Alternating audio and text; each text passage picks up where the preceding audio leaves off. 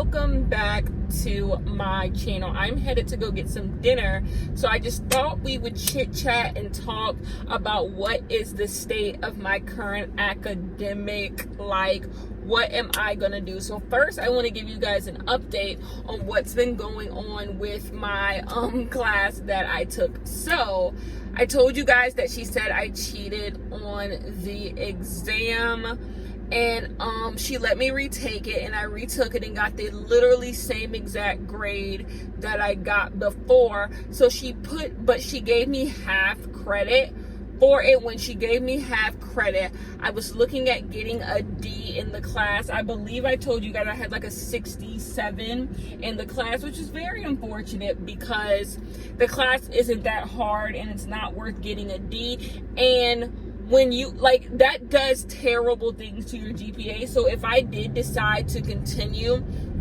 in my academic journey, getting a D would be a huge deal. Like it would almost be detrimental. I don't even know if I got a D, would I have gotten credit for the class at all? I don't know. I sent an email asking, and she was like she would check, but long story short, didn't even matter. So we had a final for the class, and I wasn't even gonna really care about the final. I was like, whatever, but I studied for the final. I really got myself together and I studied for the final, and I got a 85 on the final. So then I asked myself, was I going to beg my professor for a better grade? Because if not for the 0 on the midterm exam, I would have a B in this class. I would get a B in this class, a good B, a solid B. I did the work to deserve a B. So I'm like, do I beg my professor for this grade, or do I just take it on the chin? And with all the stuff going on in my life, which you guys will get a closing on my house update, and that's when I'm going to tell you guys my homeless story, because getting a house, and now I can tell you guys my homeless story because it's a happy ending. Anyways, so with everything going on in my life with closing on my house, I decided I didn't care. I was just I had already told you guys I didn't want to do school anymore. I'm just I don't even care to go beg and grovel for a good grade. Whatever she gives me, she gives me. And so I just went with it, and I was prepared to get my D. I'm getting out of here with a D, whatever, or at the lowest a C, get a C. So I was fine. But then one day I went to check my grade, and she gave me a B in the class. She didn't really explain how I got the B. She just when final grades came up, she gave me a B in the class. So I'm assuming she just went back and dropped the 0 that she gave me on the midterm. I think she probably saw if not for this 0, she did everything she possibly could to deserve a good grade in the class. So why not give it to her? Because I did well on the final. So long story short, I got a B in the class, and that's where we are here. Getting a B in the class made me feel good. Here's the thing. So this is where I want to discuss. I've never had a break from academia. I'm going to be 25 years old this year, and I've never had a break from academia. I've always been in school. School has been my entire life, all of my life. And I'm fearful what my life would look like not being in school. That's why I still took a class this semester, because I'm so fearful of what life is without me being in school. Being in school has been literally my entire identity since I was 5 years old. I've always been a student. But I think I am exhausted, and I say that a lot, but I truly mean it. I am exhausted. And what really exhausted me, when I graduated high school, I had a lot of trauma in my high school years. I told you guys about this weird identity thing growing up, being a Muslim, then being a black Muslim, then going to a predominantly white school, but being black and having your blackity black friends and wanting to be blackity black, but you have white friends at school. So even that, this performance of my identity has always been exhausting, always. And then being growing up, I was shy. I wasn't shy around the people I knew, but even like now, but like to the people I don't know, I've always been very like recluse. And because of that, people expect certain things out of you. When people know you, when they don't know you, they think you're a shy person. It's really hard to be anything else but that. I know I'm not a shy person. Like, really, like, I have a lot to say. I love to talk, as you guys know. So when people meet me and they see how bubbly I am, and like, they're like, oh my gosh, you're the girl who wears like something on her head, and you're a Muslim, we think. Like, we don't know who you are, but then now we're talking to you and you're this bubbly, loud. It's a lot. My personality is a lot for people to take in, because I present so many facets of myself all at the exact same time. So I'm a lot to take in. And so a lot of times in high school, I felt like I had to present myself in the way that I knew people thought of me as, and so that's what I presented to people, and that was exhausting. So I enjoyed like, high school wasn't this miserable era of my life. It just genuinely was not. I had my friends, I had a good home life. Was my home life the best? No, we can chat about that another day. Like, had a toxic home life, but no more toxic than anyone else. Like, it wasn't like I was like in and out of like foster care or like child protective services were being called, or like, it wasn't any of that. But like, a toxic house, no more. Like, my family's Muslim. Like, what comes with that? Like, if you are Muslim, hi guy, if you are Muslim, you know what that means. Like, it comes with its own pile of like internalized misogyny, just blatant misogyny from like the men in your family. Like, it just comes with a lot of its own, and you know you don't fit into this mold. So you have to keep that in mind. I'm dealing with that. So that became exhausting, right? Trying to be the person everyone wants me to be. And so I went to the University of Alabama. For all you people who don't know, I went to the University of Alabama to get away from all of it. That was the biggest, like, I just wanted to get away. I toured the University of Alabama campus, and like, it felt right in my spirit. I believed that like I was destined to go to the University of Alabama, and I had the time of my life at the University of Alabama. I met my partner, who I'm still with now, at the University of Alabama. I met friends that I will always cherish at the University of Alabama. Like, I was able to be a version of myself that I just felt like I was never able to be.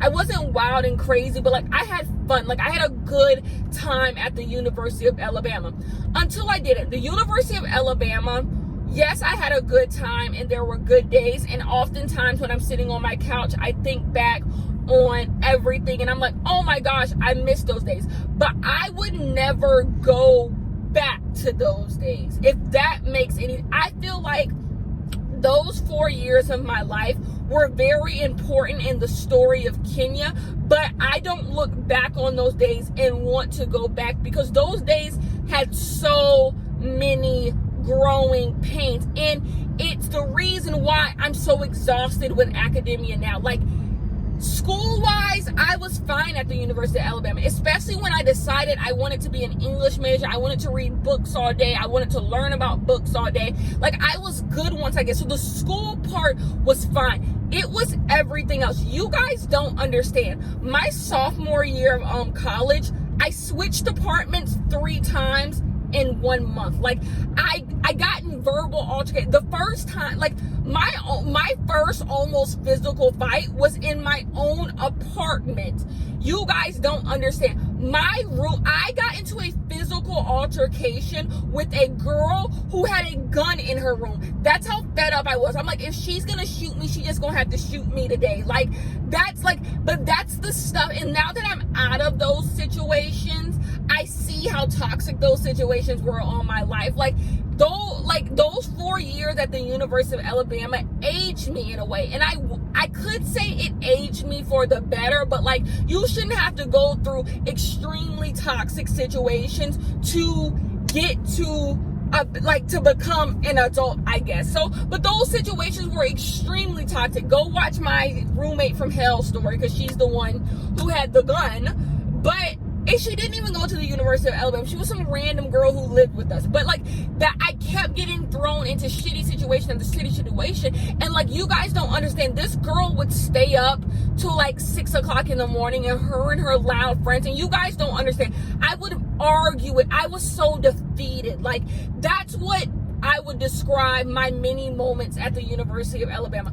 Being so freaking defeated. I was defeated so many times. Like, I would argue with her, like, and it would fall on deaf ears. She would be like, I'm gonna change, Kenya, because like, I'm a really nice person. I'm so kind to people. I sympathize with people. I empathize with people. I care about people. I am so kind to other human beings. If you've ever seen me in passing or anything, you know it, I am so kind to people. I go out of my way to be nice to people in the face of bullshit. I was so kind to this girl. I took this girl to her job, like, and I always felt this girl was a good person deep down. But like, I would talk to her. I'm like, girl, can you not do this? And she would say, I'm gonna do this. And then she would go 2 days later and do it. And so I would go up and I would like, in the middle of the night, I have a class at 9:30. I'm arguing with this girl. So it really changed. And I would be so envious of all my friends who were having a normal college experience, you know? My friends who would be like, oh, I got class, or I'm doing it. Like, they'd be out, they seem so carefree and so happy. I'm just like, I'm dealing with bullshit in the place that I lay my head. Like, I hated being there, to the point where it was one time, it was like right before fall break. I will never forget, she and her friends were like, it was early, it was late at night, and they were hooting and hollering. After you yell at this girl 50 times, what can you do, right? I don't want to call the police on the girl, right? So what do? I just, in the middle of the night, I think it was 3 o'clock at night, I packed up all my shit and I drove back home to Charlotte. That's how fed up this girl, man. I packed up all of my belongings and I went back home to Charlotte. And at 3 o'clock in the morning, my mom was so pissed. She's like, why would you drive that late? But like, I'm like, you don't understand. And I never could explain that to anyone, because even me going to the University of Alabama was a big feat for my like parents. Like, it was out of state, it cost money, like it was a lot, like for my parents to have to pay for my apartment. Like, it was, so I always felt like I couldn't complain. And that's the overarching thing of this whole story. Me constantly feeling like when I am uncomfortable with academia or things in my life, I can't complain. Anybody, if you're this person and you're out of your siblings or your family, maybe you can relate. Do any of you guys relate to being the normal kid or the easy kid? That is me. I am the easy kid. I've been this way my entire life.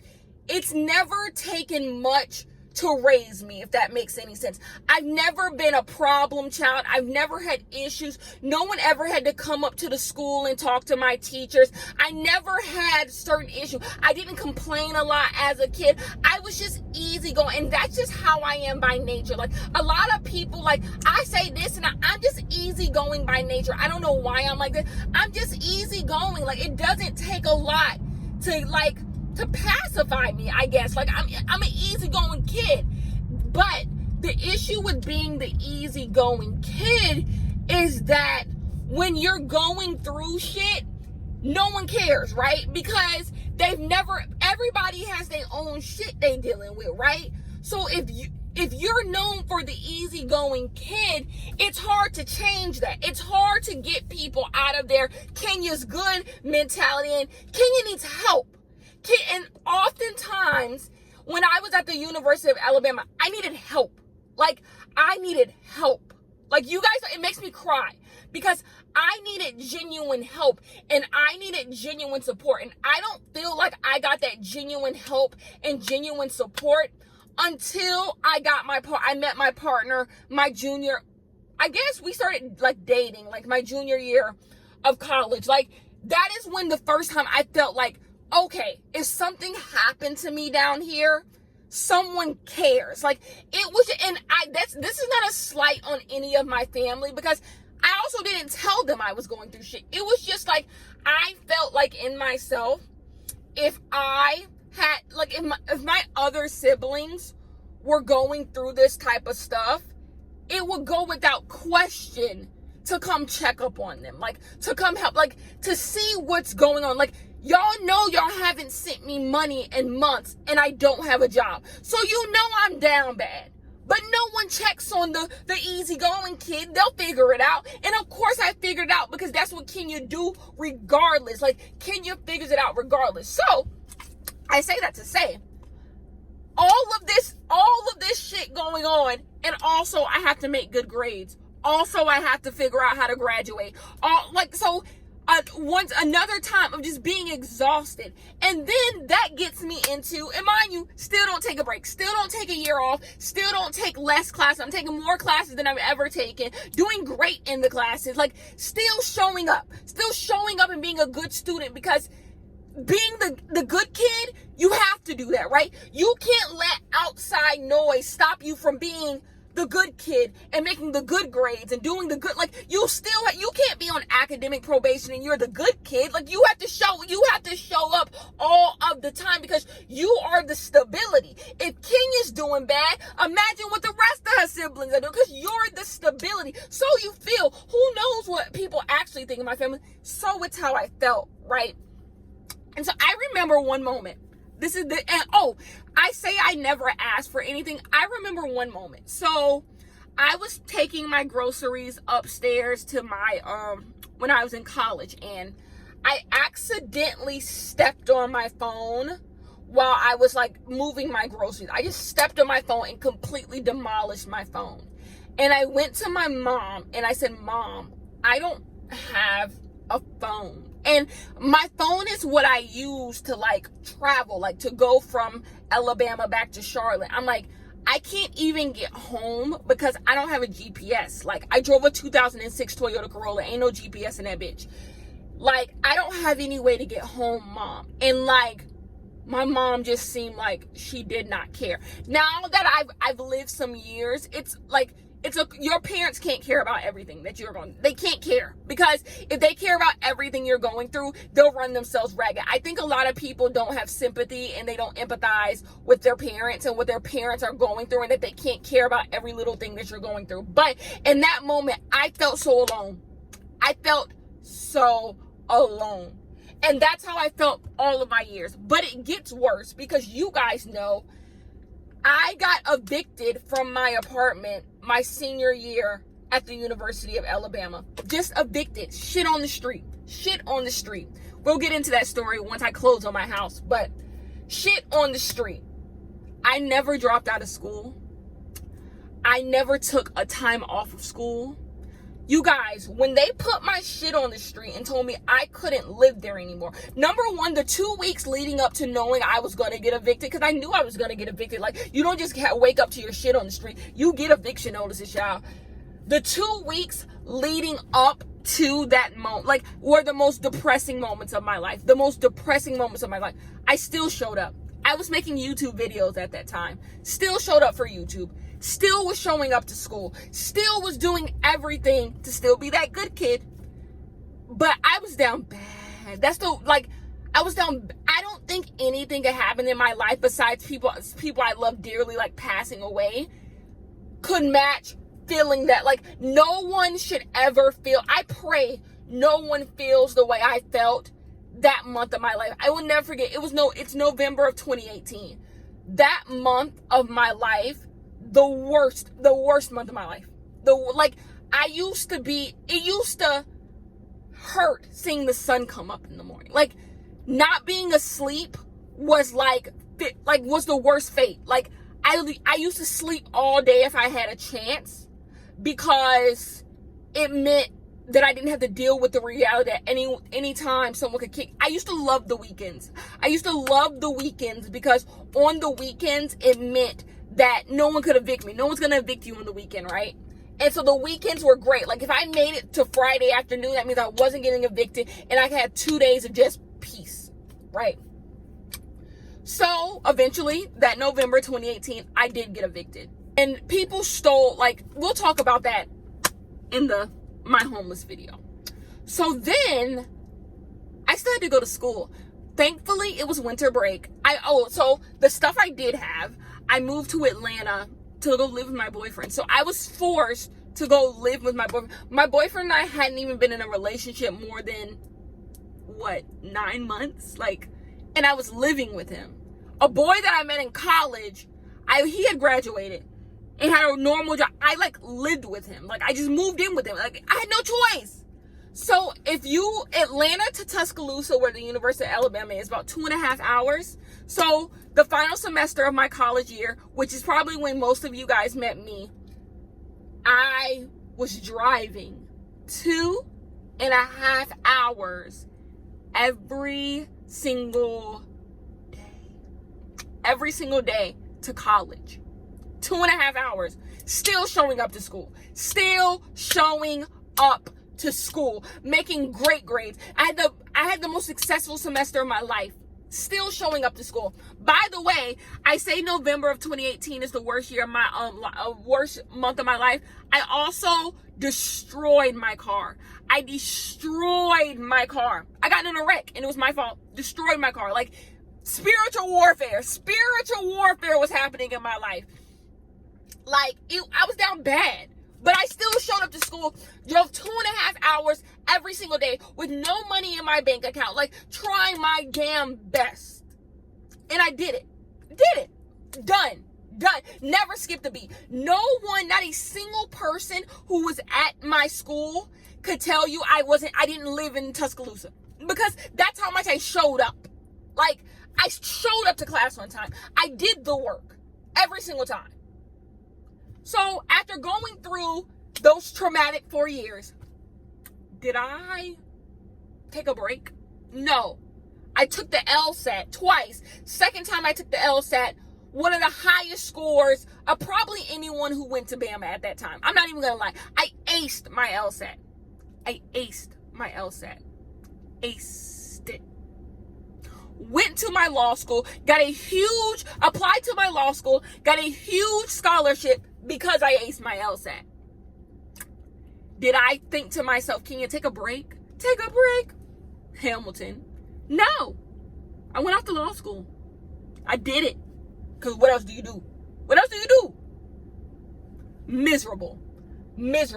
My law school is 2 hours away from where I live. It just is. With traffic, everything, it just is. Did it. Because I had to. Never once asking myself, are you good? So the pandemic rolls around. And I'm like, am I going to go to law school? Am I going to do it? And the pandemic forced me to sit my ass down and deal with all of the feelings. And it was a lot to deal with. And I had to come to the realization, I'm depressed. Because on top of that, the trauma that comes with being down bad, broke down bad, you gotta make money. That's why people hear the amount of money I make right now. People hear it. And when I tell them like that, or when they're I'm good. I don't have to work again for the next 3 years. And I make a lot of money. I do. I will admit, I make a lot of money. And people wonder why. Why are you still working? You don't need to work no more. And I don't spend my money. I do not spend my money. I want to talk about this in the podcast episode because Kelly Stamps did a video and I want to discuss what people think influencers and people like me make, because I think a lot of you are oblivious to how much money a lot of people make, but we'll get on that. And people are like, why are you still doing, and it's a trauma response. This constantly working, churning out videos, creating a Patreon. I want to create a Substack. I want to do this. I want to do that. It's a trauma response. I refuse to ever get, now with the house, I refuse to get foreclosed on. I refuse to lose. I have backup plans from a backup plans from a backup plans. Like, I'm always churning. That's why the idea of like not going back to school scares me, because I'm like, this all I got. This all I got. Like, what if like YouTube doesn't work, or what As Told by Kenya doesn't work, and you need a job, and it's this, because I'm just always churning, trying not to get back in that situation, and it's unhealthy. So the pandemic forced me to sit back with those thoughts, and it's just like depression, like doom and depression is all I felt 2020. I gotta sneeze. Sorry. Doom and depression is all I felt 2020. Just bad. I felt bad. Let me go get my food. I'll be right back. So yes, the sun is trying to go down on me. Don't let the sun go down on me. That Elton John. Anyways. Depression and doom controlled all of my 2020. Like, I was down bad. I was so like not wanting to wake up in the morning, not wanting to do nothing in the morning, but still growing. My As Told by Kenya grew more in 2020 than it's ever grown. Like, the money doubled, tripled. Like, it got huge because that trauma response of always wanting more, gotta get more, need 6 figures in my bank account, like, I was chasing 6 figures in my bank account, like, and it was so exhausting. Trying to do this. Then I was like, I need a house, gotta go get a house. Like, in a pandemic, telling myself, I gotta go get a house, like, I need to be at home more, I gotta do this, like, doing all types of stuff, and still sad. So I'm like, what's making me so sad? So I finally said, I don't want to go to school no more. I told my partner, I said, I don't want to go to school no more. I don't. I looked him in the eye and said, I don't want to be an attorney. I told myself when I was in 5th grade, I wanted to be a lawyer. I just said it. I was like, I want to be a lawyer. Like, I just want to do it. And I never faltered on it. Something a 10-year-old said. A 10-year-old me said, and I never thought, I'm like, I gotta do it. And I never asked myself, like, as life just kept on going, like, it was just, you do this next, take the LSAT, do this. And I remember sitting in law school one time, and there was this class on public appearance and like how you need to present yourself as a future attorney or future JD and all of this stuff. And they were talking about how you need to make sure you're dressed the part. And a big thing they were talking about was social media. There was like, your social medias need to be perfect. Your social medias need to be clean, and you can't be on the internet doing all of this stuff. And the people at my law school who knew about As Told by Kenya was like, girl, she talking about you. And it's like, I didn't care. I'm like, if I can't be all, I spent, this is why I told this whole story. I spent so much of my life in the dark, hiding myself, making myself smaller, to gain nothing, to gain absolutely nothing worth having in the end. I didn't delete a single social media. I didn't stop my YouTube videos. I didn't. I'm like, you've lost your fucking mind. I'm not gonna do it.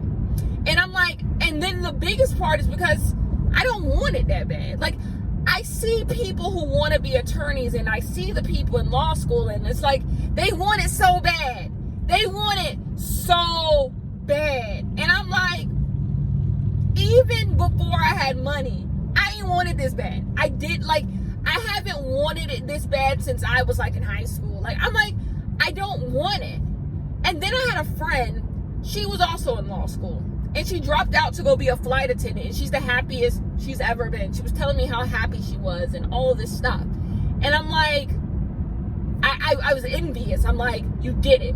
But the reason why I took another class instead of just dropping out was because I'm the good kid, right? And then even on social media, you give yourself these like titles too. Like, even on social media, people know me as the girl who, people don't know me as the girl going to law school. You guys know I'm in law school, and people expect certain things, and then people say like, oh, you get money on YouTube and you drop out of school, and then it's like, no one's dropped out of school. I have a whole degree that I can rub in your, like, I have a degree. No one's dropped shit. Like, I have a whole degree, like, I've done it. And then even if I haven't done it, who cares about little fickle things? Like, it doesn't matter anymore. And seeing millions of people die in a pandemic just proves that who cares? Life is so short. Who cares? What's the point of getting a degree that'll just take 3 years? I would have been fine in law school. It would have took 3 years. It would have been easy and fine. But I'm miserable. Depression out the ass. Going to therapy needing therapy every single day just to get through the day. Someone to tell me it's going to be okay, Kenya. Like, someone, like, what's the point? What's the point when you down? What's the point of checking all these boxes? Okay, got the 6 figures in my bank account, got this degree, got these many patrons, got these many subscribers, checking all the boxes that present a good life. But my life is bad. The only thing good that was in my life through 2020 was my partner. That's all. That's the only thing good that was in my life. Everything else got issues going on with my family, with the health of my family. That's bad. Like, nothing, like, that was the only thing that was stable and good. And putting all your eggs in the basket of another human being is not fair to that other human being, right? It's not fair to do that to another human being. Like, put your entire happiness on them. So I said, some shit gotta change. And that's when I started being vocal about not going to school. So I had a talk with my mom. And I told my mom, I don't want to go to school. I don't want to go to school no more. And at the time, I remember my mom was like, so what's your plan? Like, I felt like she talked to like my grandma or something. And was like, Kenya don't want to go to school no more. Because my family is so into academia. Like, both of my parents have college degrees. Like, academia is huge, like, in my family. And so my mom's like, what's the plan? And this is before, I'm not very transparent about the money I make to anybody. I'm just not, like, and I should be more transparent, because I think a lot, this is what I'm going to talk about on the podcast. Kenya not struggling. Like, a lot of people think, I don't know, that I'm out here struggling because I live maybe a low maintenance life. Like, I can't, like, I'm going to talk about it on the podcast tomorrow. But yeah. And I'm like, my mom knows I have money, but she doesn't know just how much money I have. And so one day I was in the car with my mom, and I told my mom just blankly how much money I made a month. I'm like, Mom, I make this much amount of money a month. Like, this is how much money. And my mom's like, what? I'm like, yeah, this is how much money I make a month. And that's on a light month. Like what? I'm like, there's no job that being an attorney can give me before the age of 60 that would make me this much money. It's just not. I'm like, I'm fine. And then even if this all goes away, I don't have to go rush into the unemployment line tomorrow. Like, I'll be fine. And she was like, what? And then it switched. Then my mom was like, now my mom is great. I love my mom. My mom does more for me and my siblings than most moms. And you guys can't see me because I'm black as hell, but you know, whatever. Here, I'll turn on the light. Now my mom's like, Ken, what are you going to law school? Now my mom like sees it. She sees it. We see each other. She sees it, and she understands that it's not worth it, right? It's not worth it. But I don't think it was worth it even when I didn't have money, you know? That's what I want to caveat all this with. Even if I wasn't making any money, I'm not going to be there. I'm not going to be in law school. I'm not going to be in law school. Like, and I'm happy I passed the class for me to really say that. And I'm only 24. My mind changes all the time. I don't got to be stuck to one thing forever. But even if things were to change, like, I could stop making money tomorrow. I'm not going back there. And that's when I knew, I'm like, even with money as a thing, and you still don't want to go back there. I have other things I want to do. I want to move to New York. I've been thinking about that because life is so short. I want to move to New York. I want to get an apartment in Midtown. Like, I want to live in Manhattan. I want to be that girl. Like, I have so many things I want to do that don't involve me being in law school. They don't. Is my time in academia over? No, it's not. Because I say all this to say, because I'm still institutionalized in the head, right? Because I'm applying to grad school at NYU. I just got the 3 letters of recommendation to apply to grad school at NYU for 2022. Like, I can't get out of it in here, because I'm like, if you're gonna go to NYU, Kenya, you can go to, if you're gonna go to New York and want to live in Midtown, how about you just go to NYU and you can go live, like, down, and it's just like, go get you a nice little apartment by Washington Square Park, do all of that, and then my sister goes to NYU, and I'm like, I can be down there with my little sister, and it'll be cute, because I'm so, like, institutionalized in the head. But school makes me depressed. It makes me depressed. So I will not be attending law school anymore. Put that, and then I hate failing. I'm a Scorpio through and through. And if you are a Scorpio like me, you know it means we see shit through. We see shit through. If we come up with a plan, we stick to that plan. We see that shit through, and we stun on bitches. That's what Scorpios do. So it hurts for me to say I'm not doing it anymore, because that's just not in me. Kenya don't give up. Anybody who knows me, Kenya don't give up. Kenya shows up for people. Kenya rides for people. Kenya stands tall for people. And Kenya don't give up. She don't give up. She sees shit through to the end. To the end.